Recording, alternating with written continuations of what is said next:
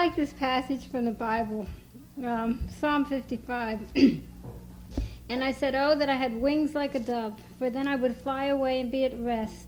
Indeed, I would wander far off and remain in the wilderness. I would hasten my escape from the windy storm and tempest.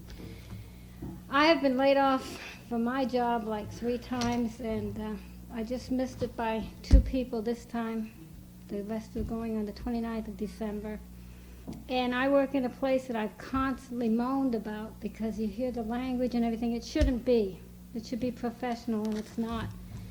And I often think about that. Boy, I want to get away from this area. I want to move to Arizona. It's warm there. The old bones would take it better out there. However, one of the things that maybe sometimes make me say I want to get away is because I'm tough on people, sort of like too realistic. And I think that's what Barbara's trying to say. Sometimes I've said things to people that I wish people would have said to me years ago instead of just played around, so that I got on the track and made my decision and went forward.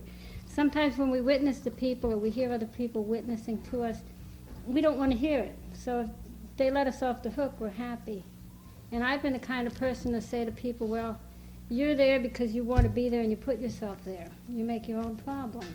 Things like that. Instead of going back and feeling sorry for them and try and coax them and coddle them, you make your own problems. And last night I got a telephone call. I just got in from work, and I might have missed it except for a few seconds. But it was a gentleman named Scott. Congratulations, my friend Scott. And Scott called to tell me thank you for just not putting up with the games he was playing, the head games he was trying to play with me, and staying constant and say, well, as long as you're going to do drugs, you're going to be sick, and you're going to play games, and you're going to lie. And he's off of drugs. And he's so far, pastor witnessed to him for like 2 hours in the hospital.